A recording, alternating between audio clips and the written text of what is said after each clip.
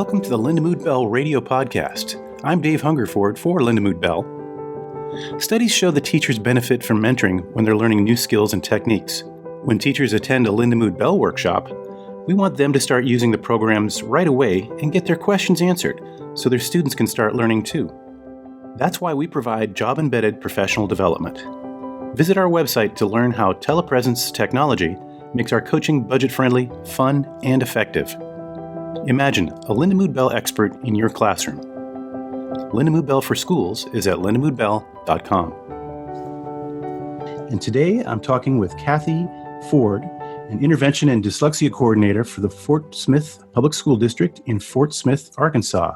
Welcome, Cathey. Hi. Let us get a glimpse of what Fort Smith, Arkansas is like. I haven't been there yet. Fort Smith is located in western Arkansas, right on the Oklahoma border. We have a population of about 80,000. It is a beautiful city. We are known for, we were the last stop before Indian Territory back in the day, and we are going to be the home of the Marshals Museum, the United States Marshals Museum, here in a few years. So, a lot of history there, it sounds like. Yes. How big is your school district? We have about between 14 and 15,000 students. We are one of the larger districts in Arkansas. Fort Smith is configured. We have 19 elementary schools, and all elementary schools except 2 are pre-K through grade 6. We have 4 junior highs that are 7th through 9th grade, and then 2 high schools, and an alternate education center as well. 14,000 students, that's a pretty sizable percentage of the overall population there. Yes, it is, and we have we are a very diverse district. We have about 33% EL population, and with that population, we have about 45 different languages involved with that. So, wow. Our district is probably around 70% free and reduced lunch. So there's it's very diverse. Well, what is your career? How long have you been in Fort Smith? What's your career arc been like? I moved to Fort Smith when I was in 9th grade and went through my last year of junior high and high school in Fort Smith. So I've been here many years. I have taught for over 20. And I started out as a kindergarten teacher and went to 1st grade. And then about 16 years ago, I got involved with reading recovery and working with struggling learners. And that is what I have done ever since. I presume that Arkansas, like most states, has a statewide high-stakes reading test. What are the scores like in Fort Smith? Typically, the scores in Fort Smith show that we are definitely in need of some work there. And that is being addressed with, it's across the state. Fort Smith certainly is not alone. So across the state, they have instituted what's called the RISE initiative, and it's addressing reading across the state at both starting at K2 and then it's going 312. So we have, reading is an area that we need to improve in for sure, across the state and in Fort Smith. And your title is as a intervention and dyslexia coordinator. What does that entail exactly? What I do is I work with the interventionists. We have right now, we have about 30 or 29 or 30 dyslexia interventionists, and then we have about the same number of, we just changed their title to elementary specialists, and the elementary specialists will be working not only with as in the role of a coach for classroom teachers, but then also as interventionists for struggling readers. So does this fit under the umbrella of special education, or is it a separate? No, this is just general ed. General ed. So what my role is that I work with the dyslexia interventionists and the intervention part of the specialists in making sure that what we're doing is effective and that we're addressing and we're seeing the kids that we need to see, that the kids that are struggling are the ones that we're seeing. So how does that work in practice for a child that's does not have an IEP, is not in special education? The teacher notices that he or she is struggling reading in class. What are the steps that happen following that? Well, we look at the scores on the reading test that for the grades 3 through 6, we're looking at the ACT Aspire, how they perform on the reading part. Also in grades K through 2, we use iStation, and so we're looking at the reading scores on that. The dyslexia legislation that was passed in Arkansas several years ago, with the dyslexia law, we are mandated to perform a dyslexia screener on every student K2 each year. And so when we perform that screener on those K2 students, students that are not meeting the benchmarks, then they are placed immediately in intervention. Initially, it's classroom teacher, and then if they do not respond, then our interventionists step in and provide additional support. And in some cases, if they are showing characteristics of dyslexia, then they're moved to the dyslexia interventionists, if that makes any sense. Sure, yeah. So that's how that works. So it starts off with the teacher trying to do some work in the classroom, and then if they need it, into groups and more specialized and maybe customized intervention. Yes, that's so. You mentioned the legislation requires a screener in the early grades. A lot of states either have or are in the process of enacting dyslexia initiatives. What else does the Arkansas one do along with the screener? Are there other provisions in it? And for the K2 students, we provide that screener trying to catch them early, trying to prevent and catch them early. For the in grades 3 through 12, if a classroom teacher sees that a student is struggling and is showing characteristics of dyslexia, then they will get with the dyslexia person they'll make a referral and say, we need to look at this child, and we will perform a screener on that age group also as well. And if they show characteristics, then they are placed in a dyslexia group as well. So it's really the same process. The law has the law has been challenging for many districts, because having the staff to support it and to provide the interventions, that's been challenging. However, as we reflect back on it, there's been so many positives that have come from it, because we had to step back and take a look at what we were doing and was it effective?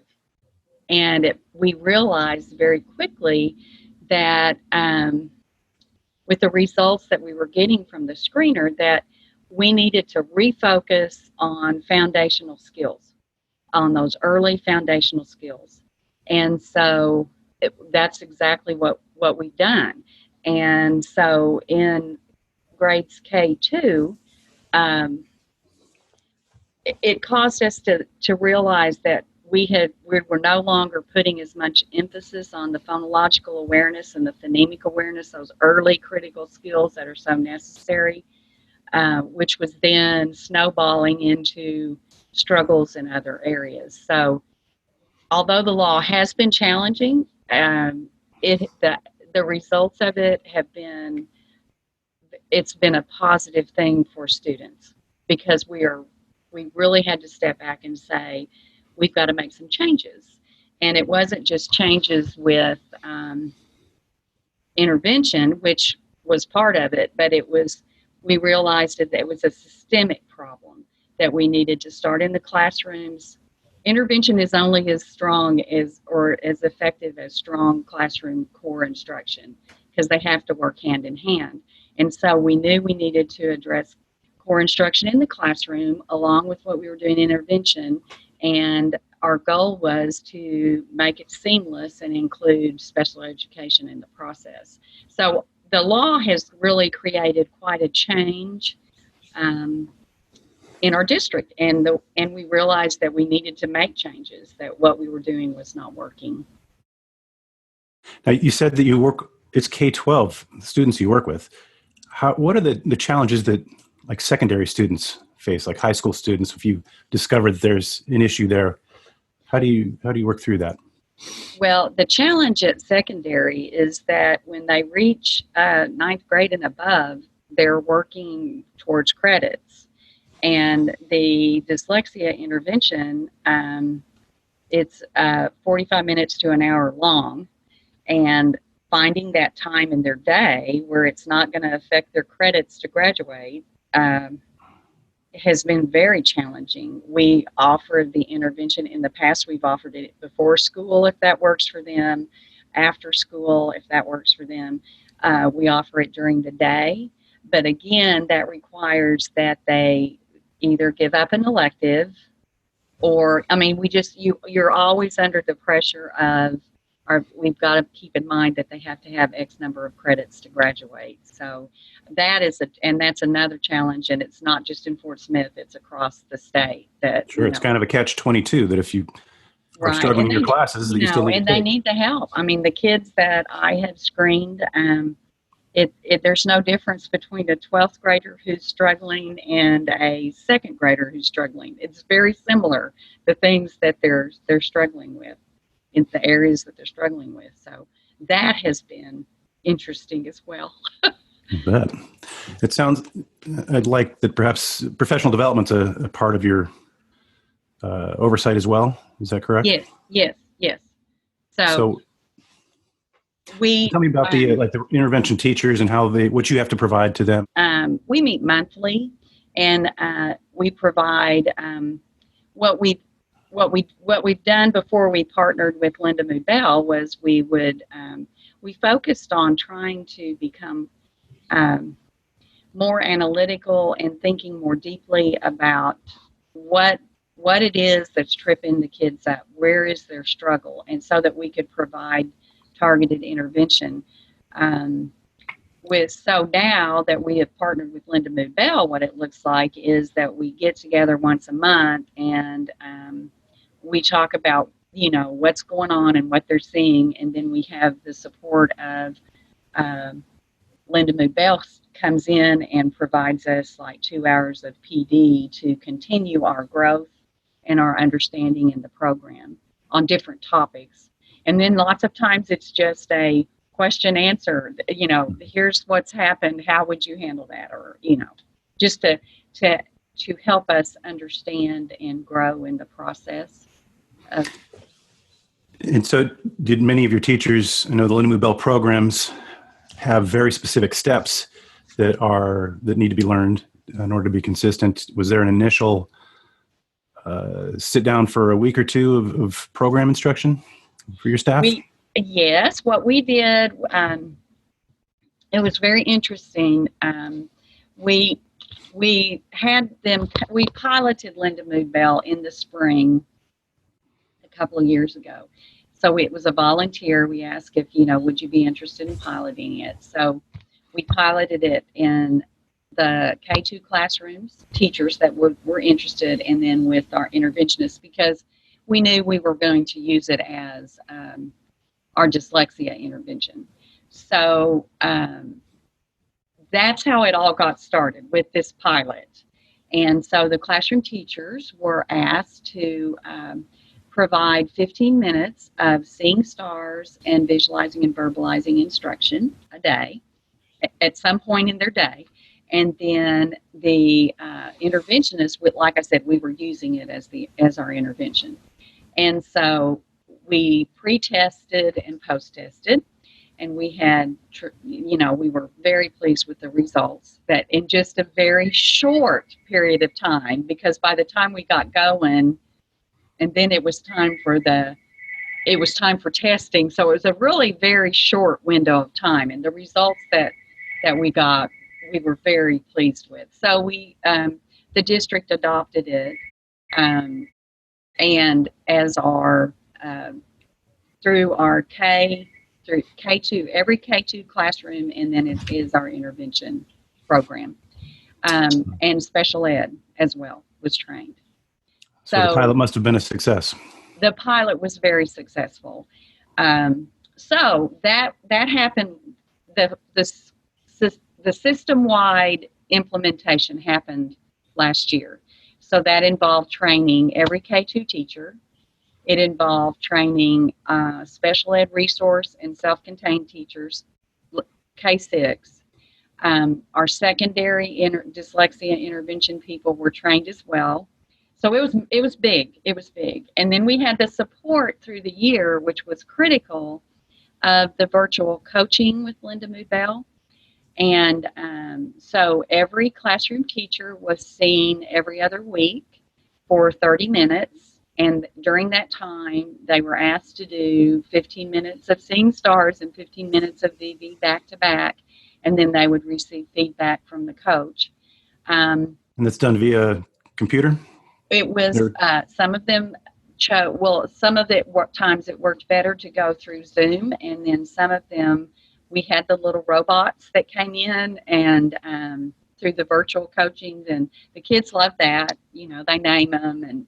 And for people that haven't seen those, they're like iPads on a Segway, a smaller Segway, and they move through the classroom and move through the hallways.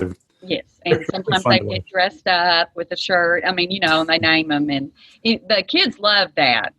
So, so that's what happened in the classrooms. And then with the interventionists, with our dyslexia intervention teachers, they were seen. They received coaching for every dyslexia intervention group at least once a week for 30 minutes. So. That helped us with the pacing, and it helped us to learn how to exactly what to look for and when to move next and when to move on and where to go. And this year our goal is to become more independent in lesson planning and assume more of the pacing role ourselves. Classroom teachers, it also helped them know when to move from one step or add a step or move further along. So the virtual coaching was we feel a very critical part of the whole process that made it so successful. Just the support, because so often you learn a program and then you say, okay, go forth and do the program, and there's so much more to anything that you're learning than just go forth and do it. And so having that support there was really critical. And so I'm presuming the support moves beyond just particular Lindamood-Bell program steps, but into other realms of teaching and responding that are beneficial for your staff. Is that correct? Yes. It's all about how, error handling and what to do, how to get the kids to discover their error, and how you question, and truly, probably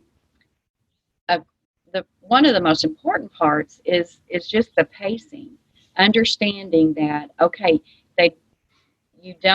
it doesn't have to be 100% to move forward. Keep going, keep pushing, because you're always going to be circling back and shaping things up. So the pacing part was critical. Thinking more deeply about what the kids are saying and how you're responding. That's a huge challenge, because it's different for a lot of people. The other thing that was very different for our district was this Lindamood-Bell really it focuses on those foundational skills, building those foundational skills, and getting them very, very strong prior to introducing textual reading. Now, they want you in reading. You want to get to that part as quickly as possible, but the initial focus is on getting those foundational skills strong, really strong and firm.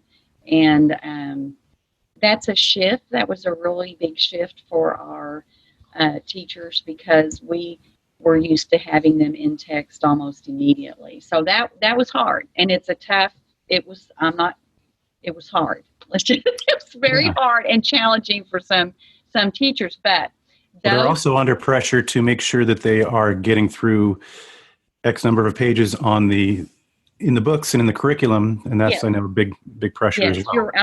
So there's pressure coming from all these, directions. And I will say that the teachers that said, these were teachers that were very passionate and dedicated to helping the struggling reader, and giving up that. Trusting the process was a huge step for them. But those that trusted the process and said, okay, we're going to do this, we're going to do it with fidelity, we're going to do what they say, the results were incredible. Just incredible. Do you have any particular kids that come to mind? We had one, one does. We had one teacher that had a student that started at, and it was word attack was his area. And I may be off just a little bit. I know I'm not off on the ending part, but the beginning part, he was like at a end of first grade. He's a third grade student. His testing showed he was like at the end of the first grade decoding wise. He ended up at a 12th grade level at the end of the year in word attack. Wow. Which was, it was phenomenal. It's like jaw dropping. Oh my word. And as we look back and as we've talked with our project leader, she said, well, this is probably a case where we needed to do some shifting in the pacing, because that's really kind of out of whack, but still, that's huge. That's huge. That is huge. So. And he had to feel some satisfaction himself for having achieved that, I'm sure. Yes. So in thinking about the professional development, I've talked with kind of two different camps of people. Some feel that, really the universities and the teaching colleges, when they get the credential, should have a lot more advanced development. Others say, well, it's part of the district. It's like becoming any professional. You need to continue your growth as it moves on, and maybe more specifically. Which camp would you fall into? I believe that at the university level, reading instruction needs to be much, it needs to be much stronger. There's too many. If you had 10 teachers here in a row and you asked them, did you know how to teach reading when you got your degree, they would say no. 9 of them would say no, I had no clue. And the 10th one's just not being honest. Because I can promise you graduate and you have all these credentials, but you don't have a clue how to teach reading, how to teach kids how to read. You don't. You get very general background. It's not that they're not providing reading classes, it's just that the instruction is just very general. But when teaching kids to read, you got to get to they don't learn by osmosis, so you have to teach them how to read. So yes, I'm in that camp that says we need to do more in colleges in helping people know what to do. I think it's almost like one of those lab courses where they need to be working with kids, and it needs to be real life, working with kids and seeing what is involved, in my opinion. Right. And your partnership with Lindamood-Bell is continuing. It's currently summer, and it's continuing for this upcoming school year. What's the goal this year? This year, we're going to continue. with the partnership, the classroom teachers, K2 classroom teachers, will still continue to get the coaching support. It may not be, in some cases, it may not be every other week. It may be like once a month. Interventionists will be still, the dyslexia interventionists will still continue to get the support for every group. Again, we're trying to become independent, which is what the goal is. So it may not be weekly. We may go to every other week, but they're going to continue to see every group so that because we need that. It's so important that we pace these kids and as quickly, get them moving as quickly as possible. And so that will continue. Next year, we are going to be expanding to our secondary campuses, where the interventionists at the secondary level will also receive the coaching. So that, and the special ed teachers will continue to receive support as well. So we're going to continue.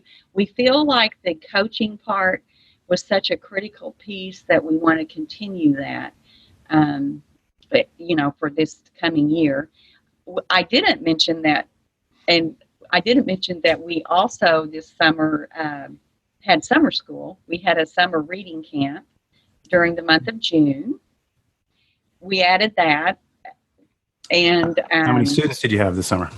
We invited 40, and we had 36 show up, and then there were things that happened. And so at the end, we ended up with 31 students. They were 5th, 6th, and 7th grade students. They were students that had scored below the 25th percentile on the end of year big test. And they came from the program started at 8:15 and we ended at 12. So they had 4 rotations of instruction with 4 different teachers a day. And it was Monday through Friday. So it was 20 days, and we got in about 65, 66 hours of instruction. Wow. And so it's very intense for the kids. Was it in one classroom, or did they break into smaller groups? No, they each what we did was we did the Lindamood-Bell assessments. On all the kids that were attending, we did the Lindamood. They were all assessed. So that looks at various different parts of components of reading and comprehension, right? Yes, with the Lindamood-Bell testing. And so with that information, we were able to group them. With the support of Lindamood-Bell, we grouped them. And so each group was in a different classroom, in a separate classroom at a school. So we had 3 visualizing and verbalizing groups, and we had 5 seeing stars groups. So the teachers rotated among 4 groups. So the kids each had 4 teachers that they saw each day, but it was at in a different set a different time. So that wasn't just one teacher with them the entire day. And I was the first day I was thrilled because we had kids show up, which was like, yay, they came. And then at the end of the week, it was like, yay, they kept coming, and the teachers kept coming. It was really phenomenal. And by the end, the gains the kids made were it was amazing. It was amazing. We had large gains, standard score gains across the board. We had a student this is another success story. We had a student that was in a VV group. He's a 6th grader going into 7th grade. So that was comprehension focused? So he was for comprehension. The visualizing, verbalizing is for comprehension. We had a student that started in the 16th, he was at the 16th percentile in comprehension. At the end of the program, he was at the 98th percentile. Wow. Now, for that child, that is life-changing. That is a game changer for him. It just gives me chills thinking about it. Now, when he goes to junior high, he can start really comprehending what he's reading on in content, which is so, it's critical. And the results were we were hoping for, we were going to be thrilled if they moved one grade level. And then it got to be when we were doing the post-testing, if they only moved a grade level, we were kind of like, oh, darn. Because our gains were, some of them grew 2, 3, 4 grade levels just in this intense, with this intensity and the day for 20 days. I mean, it was just beyond my wildest dreams. I'm so excited for these kids. Well, that's great. If you're going to give up that amount of your summer for reading camp, that's a great gift to walk away from, being able to understand and read better. Exactly. Has the school board or the administrators at the top levels, are they aware of your activities? Yes, they are. We are going to, we are hopefully waiting on the summer school report to come back, and we'll be, sharing that. Our superintendent came to the graduation of our summer celebration for our summer camp students, so that was really special. And yes, we are our administration is aware of. So reading's a pretty big emphasis in your community. It is a big emphasis here in Fort Smith, and it is a big emphasis across the state of Arkansas, because it is an area where we need to improve for sure. Well, it sounds like you're making some great steps thus far, and I want to thank you for being with me today. Well, thank you for having me. And I want to thank you for listening to the Lindamood-Bell radio podcast. Find more episodes and subscribe wherever you get your podcasts. You can watch Ms. Ford present a webinar as a part of our Leaders in Literacy series on our YouTube page. You can also follow Lindamood-Bell on Twitter, Instagram, Facebook, and LinkedIn. We are Lindamood-Bell.